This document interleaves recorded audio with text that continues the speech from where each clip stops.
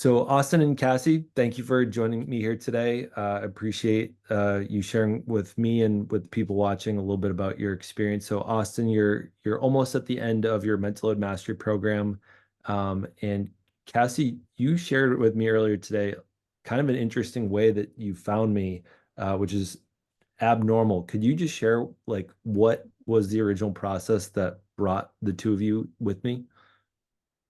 Yeah. So I found you on the Fair Play website. Austin and I had had a few false starts with Fair Play. We had the book, we had the cards, we just never really got lift off. So I went trolling the Fair Play website to see who I could find, and I found you. And you seem like a great fit for my husband. Same vibes, same similar stories. So, yeah. Awesome. Now, when you said you had had a couple false starts with the fair play method, could you say a little bit about what was the challenge that you dealt with up front trying to implement it? And then what are things that have improved your way? And I know you guys are still sort of in the middle of implementing fair play, but I know the goal that I really create is to having habits that you can build off of. Tell me a little bit about the false starts and like what you think has helped you in that direction.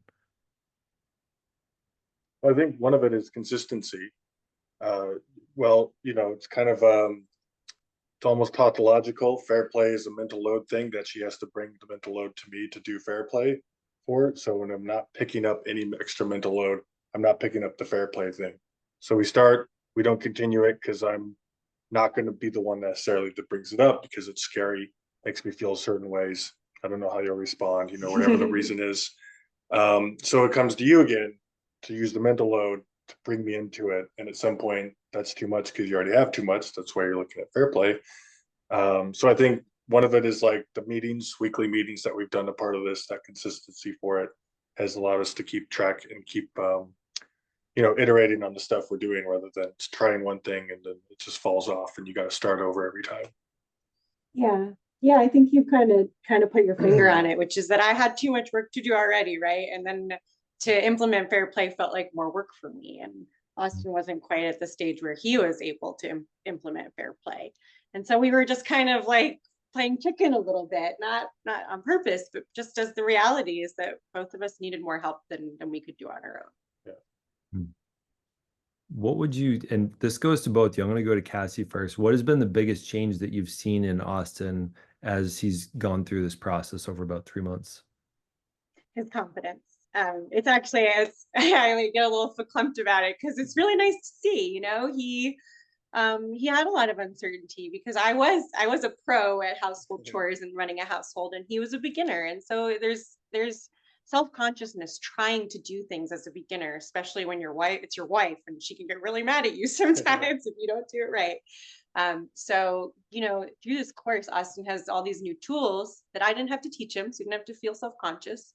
That he actually gets to come to me and like show off and be like, look at all these things I know that you don't. And they've been so beneficial, I think, for our relationship. And so I think that's grown your confidence both in yourself and in like your role in our relationship, Yeah, if I'm not mistaken. definitely.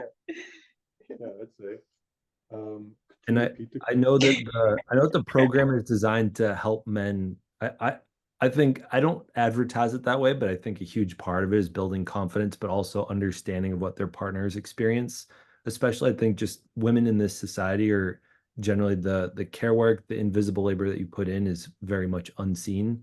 So a huge part of that is improving that experience.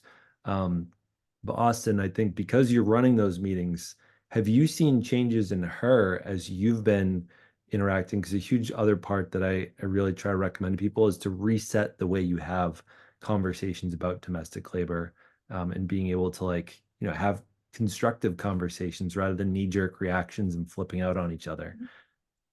Yeah, definitely. I mean, it's twofold. One is, managing my response to things, which is part of this process. Um, but the other is, recognizing I've seen in you a little more, I guess, openness to kind of having a discussion in a moment if I've said something instead of, you know, um, just kind of being unsure of like, what does he not know about this? What are we really saying here? Am I going to have to do something here that I didn't want to have to do? I think now you're kind of looking at it all and saying, okay, this is clearly something that's a little confusing or we're both unclear on. So like, let's talk it out. And I think that's been helping with, it does help with the confidence, like I came up with an idea. Oh, it's not 100% right. Well, let's talk about it rather than like, what happens now?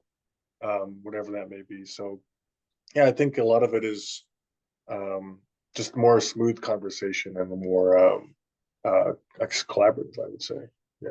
Yeah, I'm more open in those meetings and those moments to discussion, and so is he, and it's a virtuous cycle, right? If we're both more open, we're both Yeah. willing to talk, and I think it's become a safe space for me, and I feel really comfortable being vulnerable with you there. Yeah.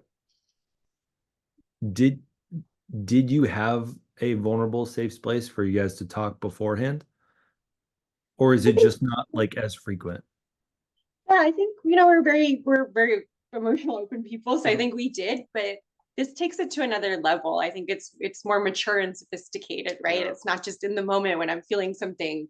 Yeah. We can talk about these things more objectively, and some of them need to be talked about objectively, So I Yeah. think it's created that space for us. We had plenty of the spur of the moment vulnerability, but now we have more sophisticated vulnerability, Yeah. maybe Targeted vulnerability.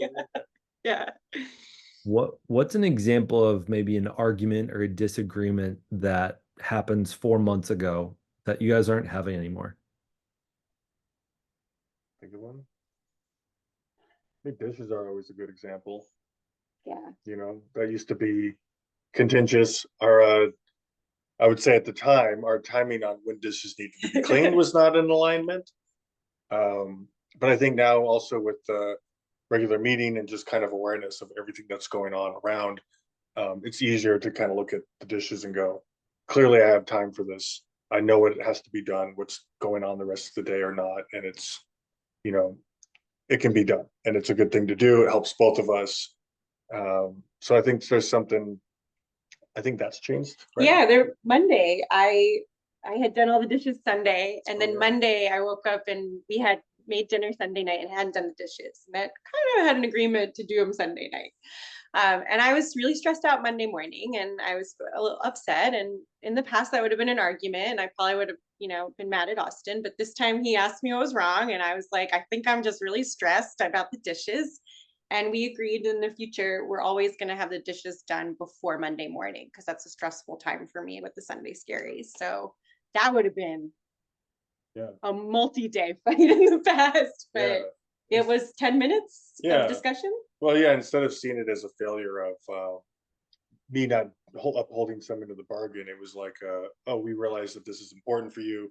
What should we decide to do to make sure that's not a problem for you? It's not me specifically, it's not dishes specifically, but in this moment, it helps to have them clean for you Monday. And that was the problem. Yeah. That we got to look at. So. Yeah. And I felt really seen because Austin cared more about making sure I was feeling better and had a strategy moving forward than about, explaining what happened or why. Yeah. Right. And so we just moved forward. Yeah, exactly.